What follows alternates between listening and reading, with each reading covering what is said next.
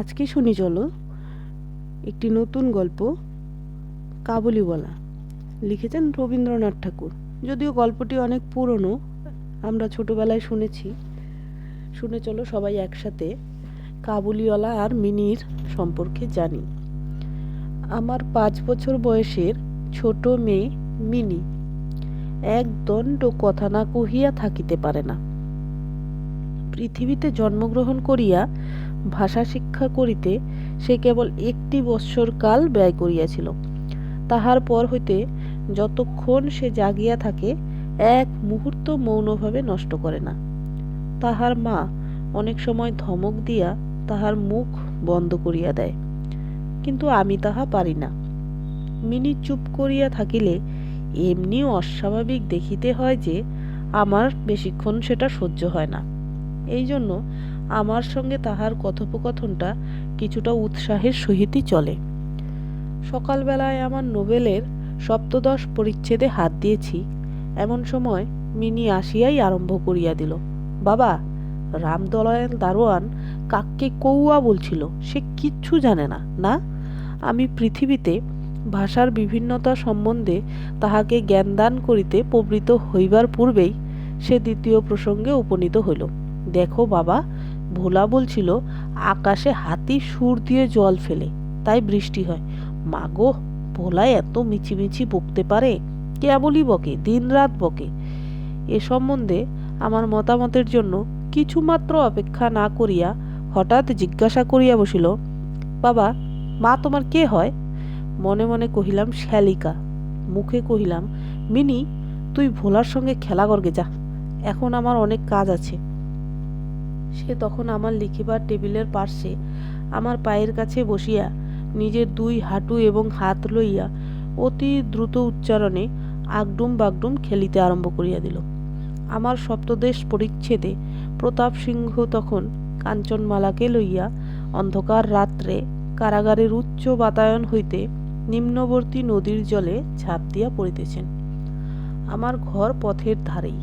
হঠাৎ মিনি আগডুম বাগডুম খেলা রাখিয়া জানালার ধারে ছুটিয়া গেল এবং চিৎকার করিয়া ডাকিতে লাগিল, কাবুলিওয়ালা, ও কাবুলিওয়ালা! ময়লা ঢিলা কাপড় পরা, পাগড়ি মাথায়, ঝুলি ঘাড়ে, হাতে গোটা 2-4 আঙ্গুরের বাক্স, এক লম্বা কাবুলিওয়ালা মৃদুমন্দ গমনে পথ দিয়া যাইতেছিল। তাহাকে দেখিয়া আমার কন্যারত্নের কিরূপ ভাবোদয় হইল বলা শক্ত। তাহাকে ঊর্ধ্বশ্বাসে ডাকাডাকি আরম্ভ করিয়া দিল। আমি ভাবিলাম ঝুলি ঘাড়ে একটা আপদ আসিয়া উপস্থিত হইবে, আমার সপ্তদশ পরিচ্ছেদ আর শেষ হইবে না। কিন্তু মিনির চিৎকার চেঁচামেচিতে যেমনি কাবুলিওয়ালা হাসিয়া মুখ ফিরাইল এবং আমাদের বাড়ির দিকে আসিতে লাগিল, অমনি সে ঊর্ধ্বশ্বাসে অন্তঃপুরে দৌড় দিল। তাহার আর চিহ্ন দেখিতে পাওয়া গেল না। তাহার মনের মধ্যে একটা অন্ধ বিশ্বাসের মতো ছিল যে ওই ঝুলিটার ভিতর সন্ধান করিলে তাহার মতন 2-4টে জীবিত মানব সন্তান পাওয়া যাইতে পারে। এদিকে কাবুলিওয়ালা আসিয়া সহাস্যে আমাকে সালাম করিয়া দাঁড়াইল। আমি ভাবিলাম, যদিচ প্রতাপ সিংহ এবং কাঞ্চনমালার অবস্থা অত্যন্ত সংকটাপন্ন, তথাপি লোকটাকে ঘরে ডাকিয়ে আনিয়া তাহার কাছ হইতে কিছু না কেনাটা ভালো হয় না। কিছু কেনা গেল। তাহার পর 5টা কথা আসিয়া পড়িল। আব্দর রহমান, রুশ, ইংরাজ প্রভৃতিকে লইয়া সীমান্ত রক্ষানীতি সম্বন্ধে গল্প চলিতে লাগিল। অবশেষে উঠিয়া যাইবার সময় সে জিজ্ঞাসা করিল, বাবু, আপনার লড়কি কোথায় গেল? আমি মিনির অমূলক ভয় ভাঙ্গাইয়া দিবার অভিপ্রায়ে তাহাকে অন্তঃপুর হইতে ডাকাইয়া আনিলাম। সে আমার গা ঘেঁষিয়া কাবুলির মুখ এবং ঝুলির দিকে সন্নিগ্ধ নেত্রক্ষেপ করিয়া দাঁড়াইয়া রহিল। কাবুলি ঝুলির মধ্যে হইতে কিসমিস খোবানি বাহির করিয়া তাহাকে দিতে গেল। সে কিছুতেই লইল না। দ্বিগুণ সন্দেহের সহিত আমার হাঁটুর কাছে সংলগ্ন হইয়া রহিল। প্রথম পরিচয়টা এমনিভাবেই গেল। কিছুদিন পরে একদিন সকালবেলায় আবশ্যকবশত বাড়ি হইতে বাহির হইবার সময় দেখি আমার দুহিতাটি দ্বারের সমীপস্থ বেঞ্চির উপর বসিয়া অনর্গল কথা কহিয়া যাইতেছে এবং কাবুলিওয়ালা তাহার পদতলে বসিয়া সহাস্য মুখে শুনিতেছে এবং মধ্যে মধ্যে প্রসঙ্গক্রমে নিজের মতামত দোআঁশলা বাংলায় ব্যক্ত করিতেছে। মিনির পঞ্চবর্ষীয় জীবনের অভিজ্ঞতায় বাবা ছাড়া এমন ধৈর্যবান শ্রোতা সে কখনো পায় নাই। আবার দেখি তাহার ক্ষুদ্র আঁচল বাদাম কিশমিশে পরিপূর্ণ। আমি কাবুলিওয়ালাকে কহিলাম, উহাকে এসব কেন দিয়েছ? অমন আর দিও না পকেট বলিয়া পকেট হইতে একটা আধুলি লইয়া তাহাকে দিলাম। সে অসংকোচে আধুলি গ্রহণ করিয়া ঝুলিতে পুরিল। বাড়িতে ফিরিয়া আসিয়া দেখি সেই আধুলিটি লইয়া 16 আনা গোলযোগ বাঁধিয়া গিয়াছে। মিনির মা একটা শ্বেত চকচকে গোলাকার পদার্থ লইয়া ভৎসনার স্বরে মিনিকে জিজ্ঞাসা করিতেছেন, তুই এ আধুলি কোথায় পেলি? মিনি বলিতেছে, কাবুলিওয়ালা দিয়াছে। তাহার মা বলিতেছেন, কাবুলিওয়ালার কাছ হইতে আধুলি তুই নিতে গেলি কেন? মিনি ক্রন্দনের উপক্রম করিয়া কহিল, আমি চাইনি, সে আপনি দিলে। আমি আসিয়া মিনিকে তাহার আসন্ন বিপদ হইতে উদ্ধার করিয়া বাহিরে লইয়া গেলাম। সংবাদ পাইলাম কাবুলিওয়ালার সহিত মিনির এই যে দ্বিতীয় সাক্ষাৎ মিনির ক্ষুদ্র লুব্ধ হৃদয়টুকু অনেকটা অধিকার করিয়া লইয়াছে। দেখিলাম এই দুটি বন্ধুর মধ্যে গুটিকতক বাধা কথা এবং ঠাট্টা প্রচলিত আছে। যথা, রহমতকে দেখিবা মাত্র আমার কন্যা হাসিতে হাসিতে জিজ্ঞাসা করিত, কাবুলিওয়ালা, ও কাবুলিওয়ালা, তোমার ওই ঝুলির ভিতর কি? রহমত একটা অনাবশ্যক চন্দ্রবিন্দু যোগ করিয়া হাসিতে হাসিতে উত্তর করিত, হাতি। অর্থাৎ তাহার ঝুলির ভিতরে যে একটা হস্তি আছে, এইটাই তাহার পরিহাসের সূক্ষ্ম মর্ম। খুব যে বেশি সূক্ষ্ম তাহা বলা যায় না, তথাপি এই পরিহাসে উভয়েই বেশ একটু কৌতুক অনুভব করিত। এবং শরৎকালের প্রভাতে একটি বয়স্ক এবং একটি অপ্রাপ্তবয়স্ক শিশুর সরল হাস্য দেখিয়া আমারও বেশ লাগিত। উহাদের মধ্যে আর একটা কথা প্রচলিত ছিল। রহমত মিনিকে বলিত, খোকি, তুমি শ্বশুরবাড়ি কখনো যাবে না? বাঙালির ঘরের মেয়ে আজন্মকাল শ্বশুরবাড়ি শব্দটার সহিত পরিচিত, কিন্তু আমরা কিছু একেলে ধরনের লোক হওয়াতে শিশু মেয়েকে শ্বশুরবাড়ি সম্বন্ধে সজ্ঞান করিয়া তোলা হয় নাই। এই জন্য রহমতের অনুরোধটা সে পরিষ্কার বুঝিতে পারিত না, অথচ কথাটার একটা কোনো জবাব না দিয়া চুপ করিয়া থাকা নিতান্তই তাহার স্বভাব বিরুদ্ধ। সে উল্টিয়া জিজ্ঞাসা করিত, তুমি শ্বশুরবাড়ি যাবে? রহমত কাল্পনিক শ্বশুরের প্রতি প্রকাণ্ড মোটা মুষ্টি আস্ফালন করিয়া বলিত, আমি শ্বশুরকে মারবে। শুনিয়া মিনি শ্বশুর নামক কোনো এক অপরিচিত জীবের দুরাবস্থা কল্পনা করিয়া অত্যন্ত হাসিত। এখন শরৎ শুভ্র। প্রাচীনকালে এই সময়েই রাজারা দিগ্বিজয়ে বাহির হইতেন। আমি কলকাতা ছাড়িয়া কখনো কোথাও যাই নাই, কিন্তু সেই জন্যই আমার মনটা পৃথিবীময় ঘুরিয়া বেড়ায়। আমি যেন আমার ঘরের কোণে চিরপ্রবাসী বাহিরের পৃথিবীর জন্য সর্বদা মন ছটফট করে। একটা বিদেশের নাম শুনিলেই অমনি আমার চিত্ত ছুটিয়া যায়। তখন বিদেশি লোক দেখিলেই অমনি নদী, পর্বত, অরণ্যের মধ্যে একটা কুটিরের দৃশ্য মনে উদয় হয় এবং একটা উল্লাসপূর্ণ স্বাধীন জীবনযাত্রার কথা কল্পনায় জাগিয়া ওঠে। এদিকে আমি আবার এমনি উদ্ভিজ্জ প্রকৃতি যে আমার কোনটুকু ছাড়িয়া একবার বাহির হইতে গেলে মাথায় বজ্রাঘাত হয়। এই জন্য সকালবেলায় আমার ছোট ঘরে টেবিলের সামনে বসিয়া এই কাবুলির সঙ্গে গল্প করিয়া আমার অনেকটা ভ্রমণের কাজ হইত। দুই ধারে বন্ধুর দুর্গম দগ্ধ রক্তবর্ণ উচ্চ গ্রীক শ্রেণী, মধ্যে সংকীর্ণ মরুপথ, বোঝাই করা উষ্ট্রের শ্রেণী চলিয়াছে। পাগড়ি পরা বণিক ও পথিকেরা কেহবা উটের পরে, কেহবা পদব্রজে, কাহারো হাতে বর্ষা, কাহারো হাতে সেকেলে চকমকি ঠোকা বন্দুক। কাবুলি মেঘমন্দ্র স্বরে ভাঙ্গা বাংলায় স্বদেশের গল্প করিত, আর এই ছবি আমার চোখের সম্মুখ দিয়ে চলিয়া যাইত। মিনির মা অত্যন্ত শঙ্কিত স্বভাবের লোক।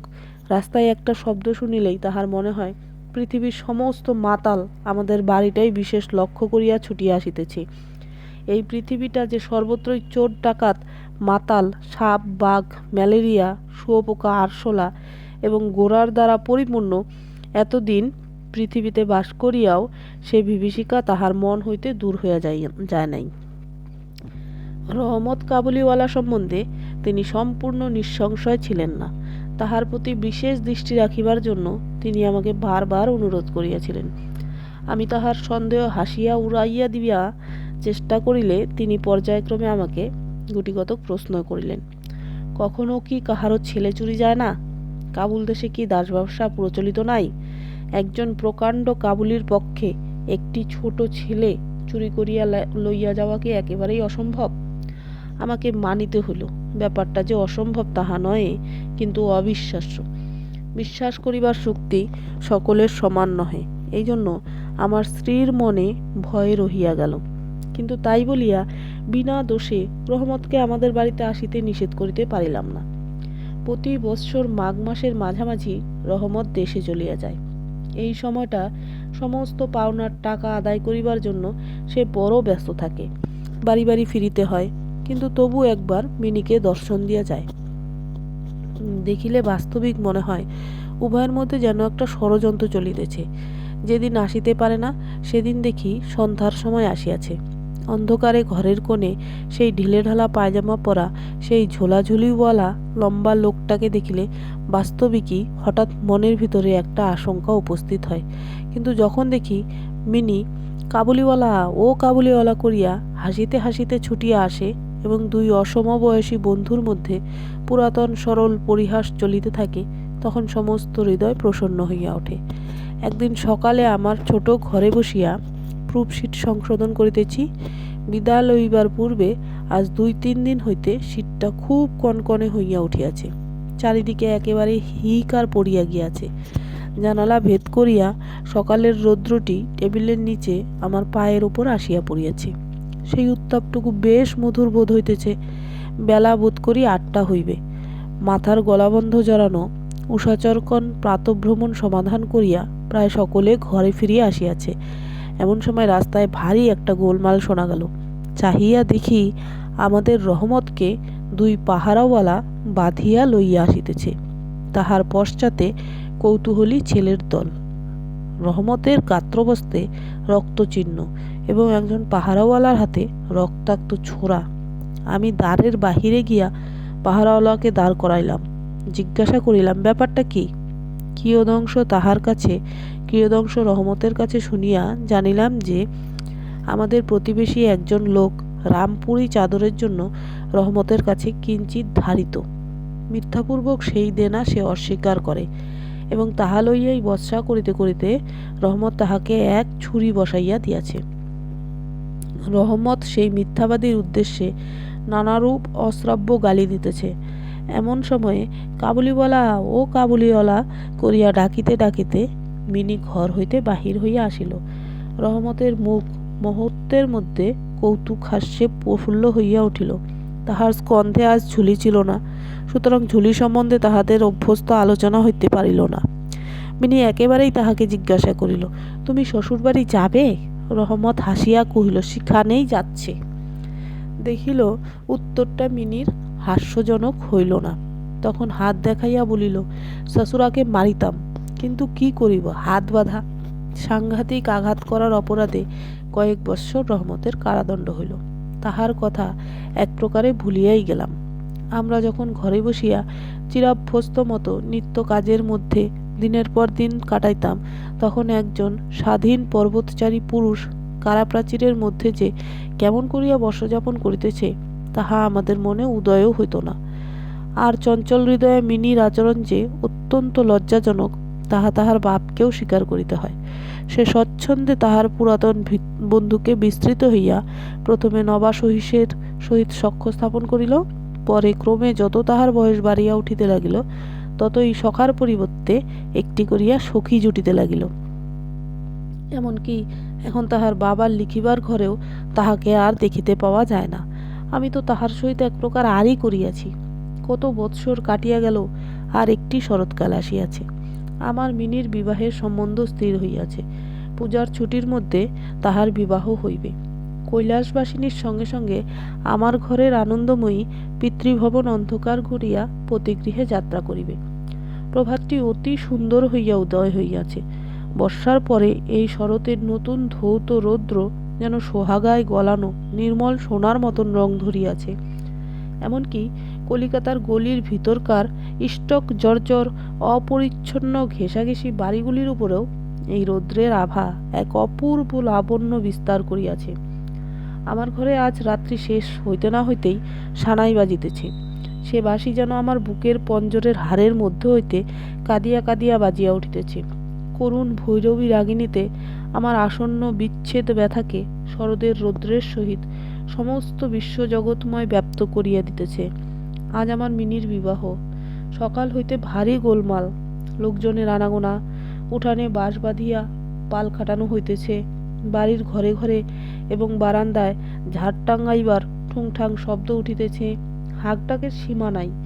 আমি আমার লিখিবার ঘরে বসিয়া হিসাব দেখিতেছি। এমন সময় রহমত আসিয়া সেলাম করিয়া দাঁড়াইল। আমি প্রথমে তাহাকে চিনিতেই পারিলাম না। তাহার সে ঝুলি নাই, তাহার সে লম্বা চুল নাই, তাহার শরীরে পূর্বের মতো সে তেজও নাই। অবশেষে তাহার হাসি দেখিয়া তাহাকে চিনিলাম। কহিলাম, কিরে রহমত, কবে আসিলি? সে কহিল, কাল সন্ধ্যাবেলা জেল হইতে খালাস পাইয়াছি।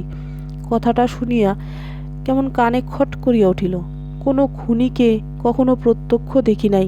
ইহাকে দেখিয়া সমস্ত অন্তঃকরণ যেন সংকুচিত হইয়া গেল। আমার ইচ্ছা করিতে লাগিল, আজিকার এই শুভ দিনে এই লোকটা এখান হইতে গেলেই ভালো হয়। আমি তাহাকে কহিলাম, আজ আমাদের বাড়িতে একটা কাজ আছে, আমি কিছু ব্যস্ত আছি, তুমি আজ যাও। কথাটা শুনিয়াই সে তৎক্ষণাৎ চলিয়া যাইতে উদ্যত হইল।